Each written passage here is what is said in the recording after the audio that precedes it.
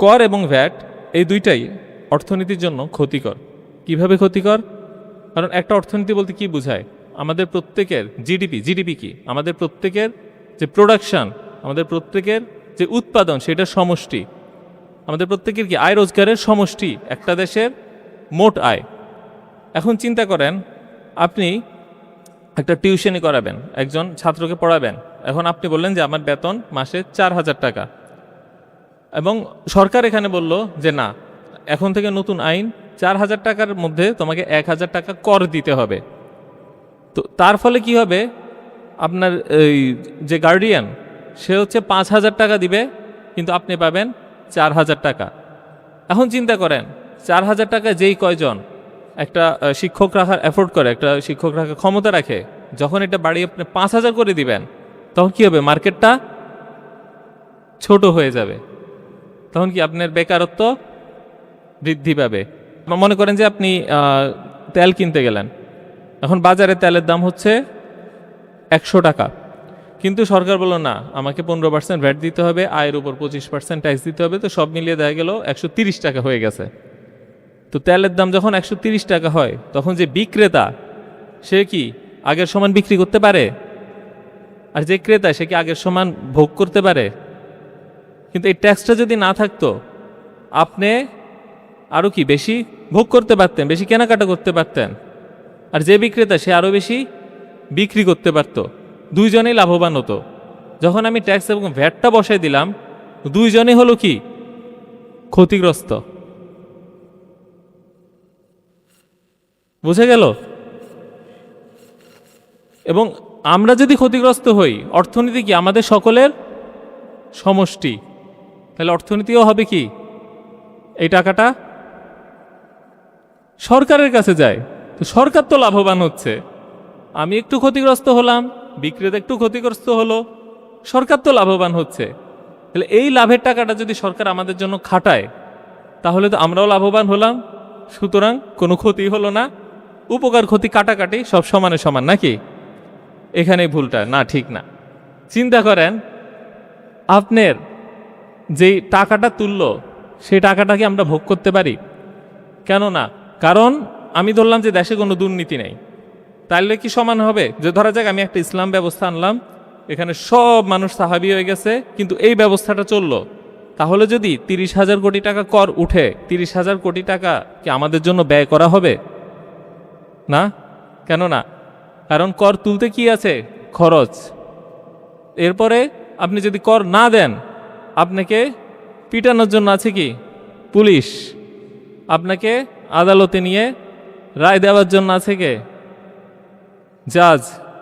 জাজের বেতন, পুলিশের বেতন, কর সংগ্রাহকের বেতন সব হবে কার টাকায়? তাদের অফিসের খরচ হবে কার টাকায়? গাড়ি খরচ, পেনশন। আচ্ছা, এই গেল একটা বিশাল খরচ। তারপরে এই টাকার পরে এই টাকাটা কিভাবে খরচ করা হবে, সেটার জন্য লাগে কি? পরিকল্পনা মন্ত্রণালয়। তারপরে কি করতে হয়? ছাড়তে হয় টেন্ডার, তারপরে দিতে হয় বিজ্ঞপ্তি, এবং এই টাকাটা রাখার জন্য লাগে কি? ব্যাংক। এই সব কিছুর খরচ আপনার। তারপরে যেই অংশটা বাকি থাকে, শুধু সেই অংশ চাইলে সে খরচ করতে পারে, চাইলে সেই টাকা দিয়ে আপনাকে গুলিও করতে পারে, এবং চাইলে সেই টাকা দিয়ে আপনাকে জেলে বসিয়ে খাওয়াতেও পারে। আপনার টাকা কিভাবে ব্যয় হবে, এই সিদ্ধান্ত কিন্তু আপনার হাতে আর নাই। এইভাবে করের মধ্যে দিয়ে, করের চক্রে আপনার টাকাতে আপনাকেই বানানো হয় রাষ্ট্রের গোলাম। যেই ব্যক্তি জেলে আছে, সেই ব্যক্তির খাওয়ার পরার খরচ দিচ্ছে কে? আপনি। কিন্তু আপনার সন্তানের খরচটা হয়তো আপনি দিতে পারছেন না। এবং দেখা গেছে আমেরিকার ক্যালিফোর্নিয়াতে স্কুলের পিছে প্রতি বছর যেই খরচ হয়, তার চেয়ে বেশি খরচ হয় জেলের পিছে। অর্থাৎ একটা জাতিকে শিক্ষিত করতে যেই টাকা ব্যয় হয়, তার চেয়ে বেশি ব্যয় হয় সেই জাতিকে বন্দি করে রাখতে। ইসলামে কি জেল সিস্টেমে শাস্তি আছে? সব নগদে শেষ, না? তাহলে দেখেন, আমাদের এই যে অপচয়গুলা এবং আমাদের যে স্বৈরতন্ত্র, এই সব কিছুর মেশিনের তেল হিসেবে কাজ করে কি? ট্যাক্স। ট্যাক্স বন্ধ করে দেন, স্বৈরতন্ত্র পা ভেঙে পড়বে। ঠিক আছে, এখন এখন আপনাদের প্রশ্ন হতে পারে, ট্যাক্স ছাড়া আমরা সরকারি সার্ভিস কিভাবে পাবো? আপনারা স্কুল কলেজে পড়েছেন না? সরকারি হাসপাতালে যাচ্ছেন। এখন আপনাদেরকে যদি প্রশ্ন করা হয় কোথায় আমরা ভালো সার্ভিস পাই, সরকারি প্রতিষ্ঠানে নাকি বেসরকারি প্রতিষ্ঠানে? সবাই বললো বেসরকারি। তাহলে সরকারি প্রতিষ্ঠান থাকার দরকার কি? বন্ধ করে দেই। তারপরে এগুলা থাকা দরকার কেন? যদি আমি নিম্নমানের সার্ভিস পাই, তো পৃথিবীতে নিম্নমানের সার্ভিস থাকার কেন প্রয়োজন? বন্ধ করে দিব? থাকা প্রয়োজন, কারণ গরিব কই যাবে নাকি? মানে আমরা তো এখানে ফ্রিতে চিকিৎসা দিচ্ছি, ফ্রিতে পড়াচ্ছি, গরিবের একটা উপকার হচ্ছে। আমি যদি বলি এটা বন্ধ করে, আপনাদের প্রশ্ন হচ্ছে গরিব কই যাবে? তাছাড়া তার কোনো সমস্যা নাই। আচ্ছা, এখন আমি প্রথমে আগে এইটা বলি যে সরকারি প্রতিষ্ঠানের তুলনায় বেসরকারি প্রতিষ্ঠানের সার্ভিস ভালো। এটা কি পৃথিবীর সব দেশেই? হ্যাঁ, সব দেশেই। কেন? কারণ সরকারের কোনো প্রতিদ্বন্দ্বী নাই। ধরা যাক আপনি সার্ভিস খারাপ দিলেন একটা প্রতিষ্ঠানে, কাস্টমার আসলো না, আপনি ব্যবসা লস হয়ে কি সমস্ত মূলধন শেষ। আপনি তো এখানে বাঁচা মরার লড়াই করতে হয় ব্যবসা প্রতিষ্ঠান হিসেবে। কিন্তু সরকারি প্রতিষ্ঠান যদি খারাপ সার্ভিস দেয়, তার কি মূলধন হারানোর কোনো ভয় আছে? আবার মনে করেন আপনি একজন খুব ভালো তরুণ উদ্যোক্তা, আপনার মাথায় খুব ভালো একটা আইডিয়া এসেছে, এটা দিয়ে আপনি চাইলে ভালো সার্ভিস দিয়ে একটা সুন্দর পণ্য উৎপাদন করে আপনি অনেক বড় ব্যবসা করতে পারেন। কিন্তু আপনি একটা সরকারি কর্মকর্তা, আপনি যদি ওই সার্ভিসটা দেন, প্রোডাক্টটা নেন, ব্যবসা করতে চান, তাহলে কিন্তু আপনি পারবেন না। ফলে আপনার যে উদ্ভাবনী চেতনা, আপনার যে সৃজনশীলতা, সেটা সরকারি প্রতিষ্ঠান কাজে লাগাতে পারে না, বরং সে চাকরি ছেড়ে নিজের ব্যবসা শুরু করে। সেই জন্য উদ্ভাবনে, সৃজনশীলতায় এবং সার্ভিস কোয়ালিটিতে বেসরকারি প্রতিষ্ঠান সবসময় কি সরকারি থেকে এগিয়ে থাকে, এবং এটা কি সারা পৃথিবীতেই। এখানেই হচ্ছে সমাজতন্ত্র সাথে মুক্তবাজার অর্থনীতির তফাৎ। সমাজতন্ত্র বলেছে না সরকার সব কিছু করবে, মুক্তবাজার বলেছে না ব্যক্তিও প্রতিষ্ঠান করবে। শেষ পর্যন্ত সারা বিশ্ব দেখলো মুক্তবাজার অর্থনীতি সমাজতন্ত্রকে জয় করেছে। ইসলামের অর্থব্যবস্থা কোনটা? এটার উত্তর একটু পরে দিচ্ছি। আচ্ছা, সরকারি সার্ভিস যদি বন্ধ করে দেই, আমি বলছি গরিব কই যাবে? আবার একটু আগে বলেছি ইসলামী দৃষ্টিতে কর, ভ্যাট, খাজনা কি মুসলিমের সম্পত্তির উপর কর, ভ্যাট, খাজনা আরোপ করা নিষিদ্ধ, জুলুম। রাসূল সাল্লাল্লাহু আলাইহি ওয়াসাল্লাম কি কর, ভ্যাট, ট্যাক্স নিয়েছে? খাজনা তুলেছিল কি? জাকাত। জাকাত কার হক? হয়ে গেল সমাধান। গরিব কই যাবে? জাকাত নিবে। গরিব ভালো সার্ভিসই পাবে, টাকা নাই, নাও জাকাত। তাহলে এই যে বললাম একটু আগে সরকারি প্রতিষ্ঠানে এত ভর্তুকি দিচ্ছে, ঢাকা বিশ্ববিদ্যালয়ে প্রায় 100 কোটির উপরে, বুয়েটে, তারপরে মেরিটাইম ইউনিভার্সিটি, প্রত্যেকটি ইউনিভার্সিটিতে সর্বনিম্ন দেখেছি প্রায় জনপ্রতি 1.5 লক্ষ টাকা। এই পুরা খরচটা আমাদের দরকার নাই। কেউ যদি অসমর্থ হয় তাকে কি করব? বৃত্তি দিব জাকাতের টাকা দিয়ে। হয়ে গেছে সমাধান। তাহলে আমরা যদি ইসলামকে চাই, তাহলে আমরা কি বলতে পারি? সরকার নিজে ব্যবসা করবে এই চিন্তাটা বাদ দিয়ে ব্যক্তির হাতে তুলে দাও, আর কোনো ব্যক্তি যদি দরিদ্র হয় তার হাতে জাকাত তুলে দাও, আর আমাদের সম্পত্তির উপর কোনো কর নিও না। এটা কি বর্তমানে চাইলে পারি না? বর্তমানে যদি আমি এটা করি, আজকে যদি এটা করি, আগামীকালকে থেকে আপনারা আরো ভালো সার্ভিস পাবেন। যে দরিদ্র সে সরকারিতে হাসপাতালে না গিয়ে আরো ভালো জায়গায় যাবে, জাকাত পাবে। তাহলে দরিদ্র মানুষ কি আরো ভালো সার্ভিস পাবে। যে ধনী সে কি খুশি হবে? কেন খুশি হবে না? তার তো করেই নাই। কর কত পার্সেন্ট? 32%। আর জাকাত কত পার্সেন্ট? ধনী কেন খুশি হবে না? ধনীও খুশি, গরিবও খুশি, মধ্যবিত্ত কি খুশি না? কেন না? আপনি তো আয় করবেন বেশি, কর দিতে হবে না, আর আপনি ব্যয় হবে কম, জিনিসপত্রের দাম কমে যাবে, তা আপনি খুশি না? সবাই তো খুশি। এইটাই তো ইসলাম, এটা মানুষকে বুঝান। বলার দরকার নেই তো গলা কাটতে হবে, হাত কাটতে হবে, পা কাটতে হবে, আপনি জাস্ট বুঝান। আপনার জীবন আরো সুন্দর হয়ে গেছে তো, শেষ। কনভিন্স না হতে কোনো কারণ নাই। কোরআনের আয়াতে কি আছে সুদ নিয়ে? দেখেন এতক্ষণ কিন্তু সুদের আলোচনাই আনি নাই, তারপরে আপনারা খুশি। আর একটু খুশি করি নাকি? এবার ব্যবসায়ীদেরকে আরো খুশি করি। ব্যবসায়ী বলে আচ্ছা ঠিক আছে 32-এ যাক 2.5% করলেন, আর একটু খুশি করা যায় না? অবশ্যই যায়। কোরআনে যখন সুদের আয়াত নাজিল হয়েছে, কোরআনে কি বলা আছে? তোমরা আর সুদ নিও না, অতীতে যা নিছো তা তো নিছই, এখন থেকে ঋণের উপর আর সুদ নিও না, বরং যে মূলধনটা আছে সেইটাই শুধু ফেরত নাও। তাহলে ব্যবসায়ীদেরকে কি বলবো? যত ঋণ আছে তার উপর আজকে থেকে আর কোনো সুদ নাই। ব্যবসা করেন কে? হাত তোলেন। কলিজা ঠান্ডা হয়ে যাচ্ছে নাকি? আজকে থেকে আর কোনো সুদ নাই।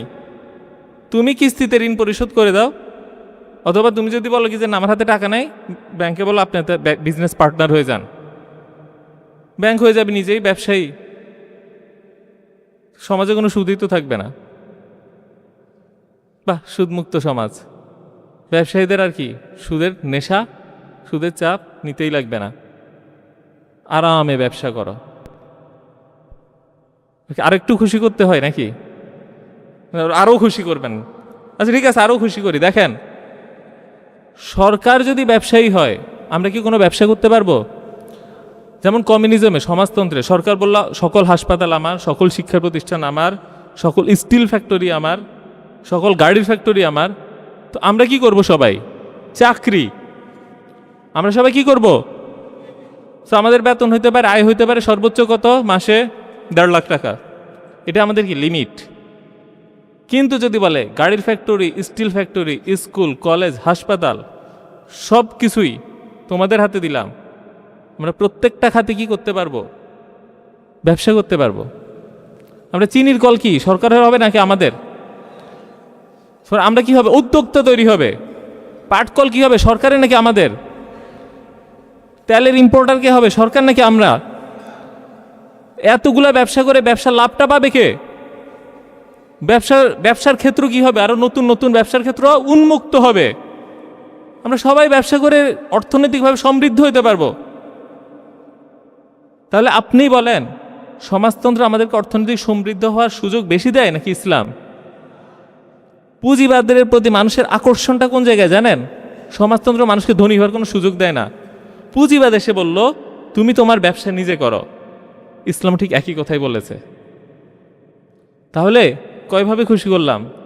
ব্যবসা ক্ষেত্র অবারিত সুযোগ, ট্যাক্স, ভ্যাট, খাজনা, সুদ, সব ব্যবসায়ী খুশি। এবার কর্মচারীদের খুশি করি। কর্মচারীদের আয়কর, দোকানে জিনিসপত্র কিনতে গেলে ভ্যাট, গরিবের যদি পকেটে টাকা না থাকে আলহামদুলিল্লাহ সবাই খুশি।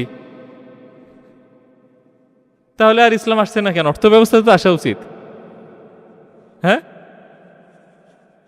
সরকারের কি হবে? রাস্তাঘাট কিভাবে তৈরি হবে? পোর্ট কে নির্মাণ করবে? এয়ারপোর্ট কে নির্মাণ করবে? এই প্রশ্নগুলো এখন হচ্ছে কি যে প্রশ্ন, সুদখোররা কেমনে চলবে? সুদখোরে চিন্তা করতে লাগবে না, সুদখোর ব্যবসায়ী হয়ে যাবে। আপনি ইসলামী আইন দিলেন না, ইসলামী সমাজ দিলেন না, জাকাত দিলেন না, আর একজনকে বললে সুদখোর, তোমাকে শেষ করতে চাই না, এটা হয় না। আপনাদেরকে একটা গল্প বলি। আমার সাইকেল একবার চুরি হয়ে যায়। চুরি হয়ে যাওয়ার পর আমার খুব মন খারাপ। তার কিছুদিন পর আরেকটা সাইকেল চোরকে ধরা পড়ে। মানে আমার লাইব্রেরিতে পড়তাম, সাইকেল চোর ধরা পড়ে। তো তখন মানুষ ইচ্ছে মতন তারে পিটলো, কিন্তু আমার মনে হচ্ছে যেন আরও একটু বেশি শাস্তি দিলে ভালো হতো, কারণ আমার তো মনে ক্ষোভ। কিন্তু অনেকের মনে কষ্ট যে এইভাবে মানুষকে পিটানো, এটা তো একটা মানে পশুর মতন কাজ। যাই হোক, তো আমাকে বললো আপনি হলে কি করতেন? আমি বললাম আমি তো হাত কেটে দিতাম, ওইটাই ন্যায় বিচার। আমাকে কয়েকবার বুঝাইলো না এটা ঠিক হচ্ছে না, আপনার কথাটা যাচ্ছে না। আমি বারবার বলছি না ওইটাই ঠিক আছে, ওইটাই ঠিক আছে। তারপরে সে যখন বুঝালো, আমি বললাম ও, আমি আবার ভুল স্বীকার করতে পারি আলহামদুলিল্লাহ। বললাম না, আমার ভুল ছিল। ভুলটা ছিল কোথায়? আমি বলেছি হাত কাটতে হবে। আমার এই সমাজের মধ্যে সাইকেল চুরি করতে, কিন্তু এই সমাজে কি জাকাত আছে? এই সমাজে তো সুদ আছে? এই সমাজে দুর্নীতির রন্ধ্রে রন্ধ্রে। এই সমাজে কর আছে। এই সমাজে দান করলে যদি কেউ হাত পাতে যে আমার একবেলা খাওয়া নাই, তার জন্য কি খাওয়ার ব্যবস্থা আছে নিশ্চিত? আমি কেমনে এই সমাজে হাত কাটি? আগে তো আমাকে জাকাত আনতে হবে, আগে তো আমাকে সুদ বন্ধ করতে হবে, আগে তো আমাকে দুর্নীতি কমাইতে হবে, পুরো তো বন্ধ না করতে পারে, আগে তো আমাকে কর ব্যবস্থা সংস্কার করতে হবে, আগে তো আমাকে তার খাওয়ার পরার নিশ্চয়তা দিতে হবে। তারপরে আমি বললাম যে তারপরে কেন চুরি করলে এবার হাত কাটবো? আমি কিচ্ছু করলাম না, খালি হাত কাটতে পারলেই খুশি। দিস ইজ নট ইসলাম। কাটার নেশে ইসলাম হইতে পারে না যদি না আমি তাকে নিশ্চয়তা এবং তাকে যে ইসলাম ব্যবস্থা ওইটা দিতে পারি। রাসূল সাল্লাল্লাহু আলাইহি ওয়াসাল্লাম মাক্কি জীবনে কিন্তু হাত কাটে নাই, তাই না? হাত কাটার আয়াত কি মাদানী যুগে আসছে নাকি মাক্কি? বুঝেছেন? আচ্ছা, শেষে করের বিকল্প কি এটা নিয়ে, আচ্ছা সময় আছে, সমস্যা নেই। আচ্ছা, করের বিকল্প নিয়ে আলাপ করি। ইসলামের একটা সরকার আয়ের খাত কি?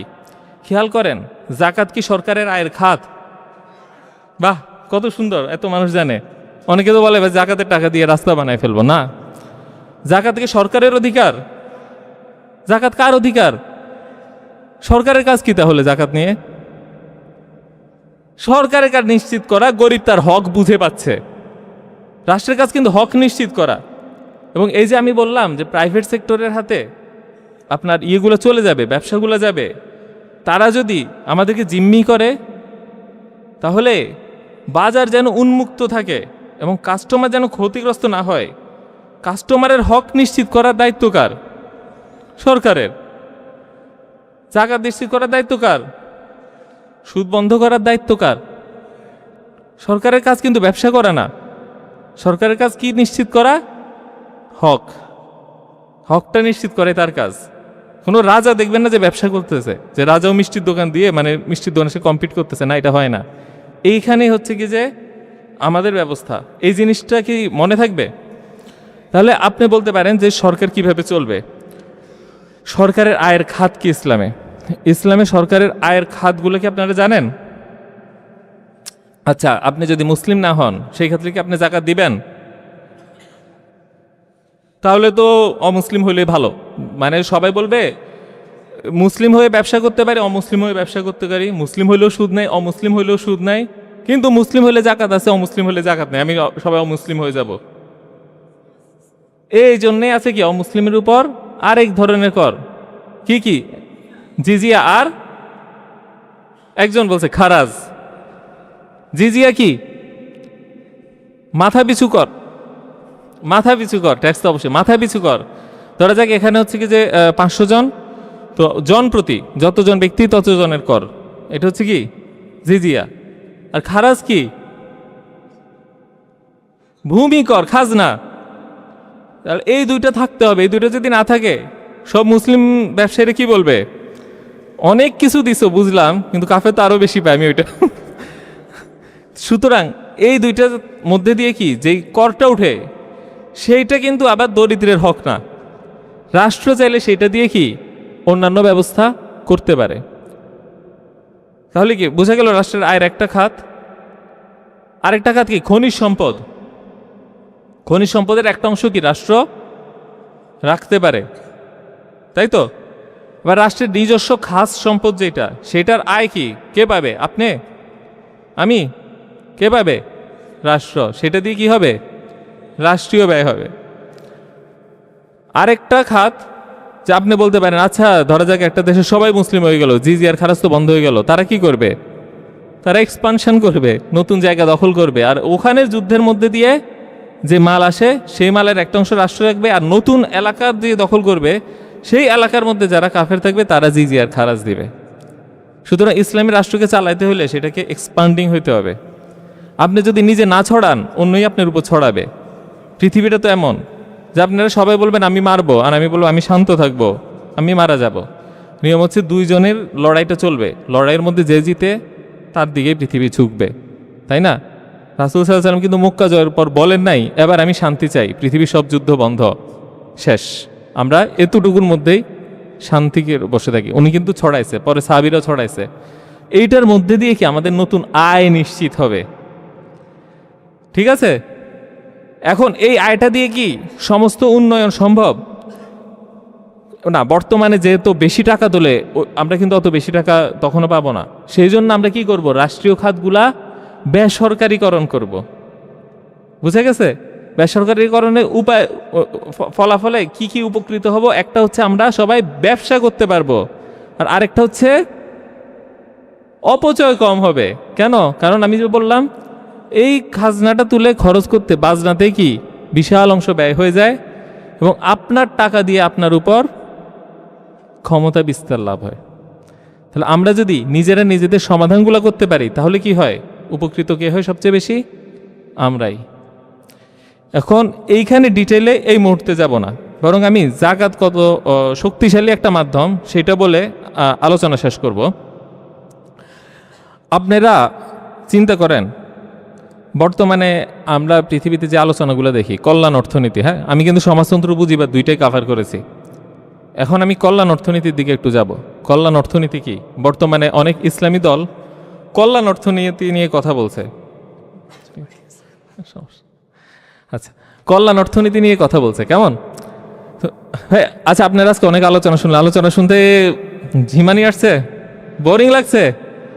বাবা, আমি তো ভয় পেয়ে যাচ্ছি। আচ্ছা ঠিক আছে, কল্যাণ অর্থনীতিটা কি?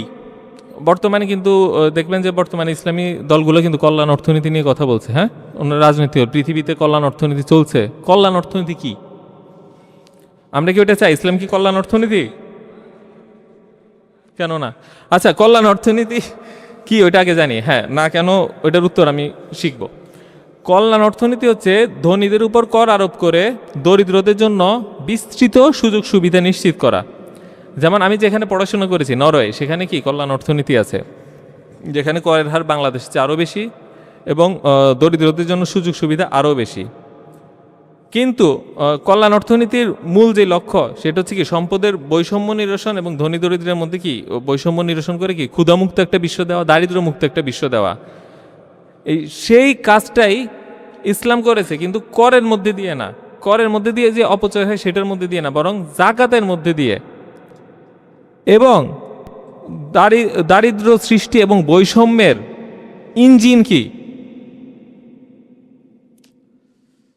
দেখেন, এই ধরনের আলোচনা মসজিদে গত 10 বছরে আমি শুনি নাই। সেই জন্য আপনারাও অবাক হচ্ছেন যে বৈষম্য তৈরির এবং দারিদ্র্য তৈরির ইঞ্জিন কি? অর্থনীতির মধ্যে যদি কোনো কিছু থাকে, মেশিন যেটা দারিদ্র্য তৈরি করে, ধনী দরিদ্রের বৈষম্য বৃদ্ধি করে, সেটা কি? সুদ। সুদ। জাকাতের উল্টা হচ্ছে সুদ। কেন? জাকাত হচ্ছে আমার যেহেতু সম্পদ আছে সেখান থেকে কি একটা অংশ গরিবকে দিতে হবে। জাকাত অস্বীকারী কি?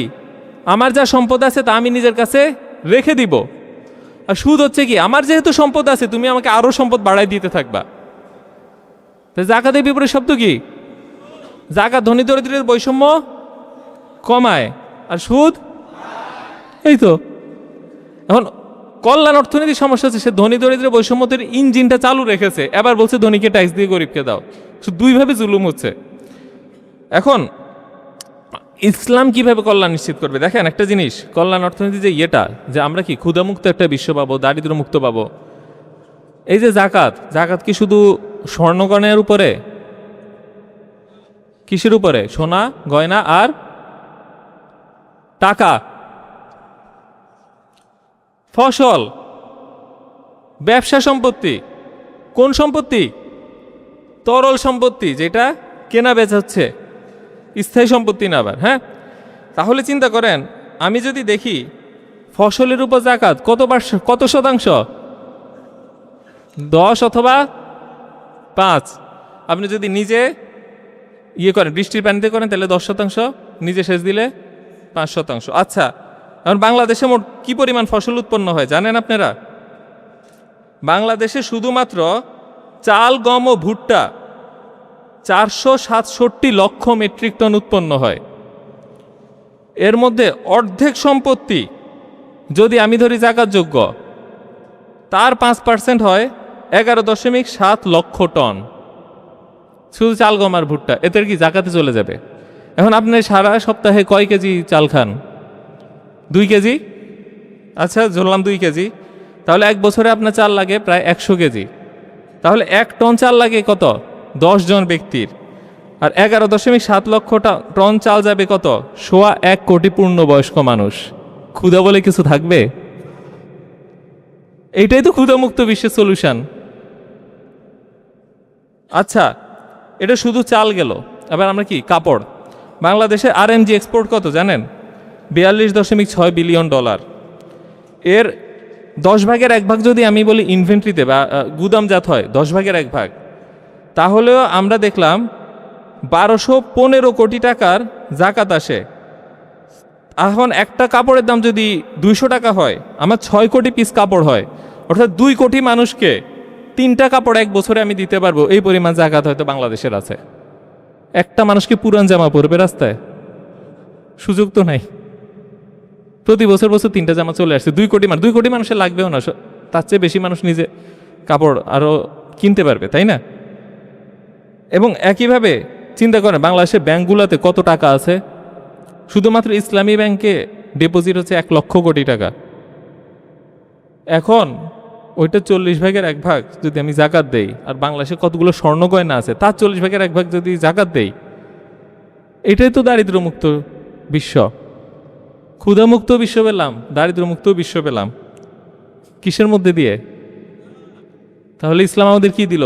ব্যবসা বরকত, আয় রোজগার বৃদ্ধি, ব্যয় হ্রাস, এবং কি ব্যবসার মধ্যে দিয়ে হবে কি কর্মসংস্থান বৃদ্ধি, বেকারত্ব হ্রাস, এবং জাকাতের মধ্যে দিয়ে দারিদ্র্য হ্রাস, ক্ষুধামুক্ত বিশ্ব, আর সুদ বন্ধ করে বৈষম্যহীন সমাজ।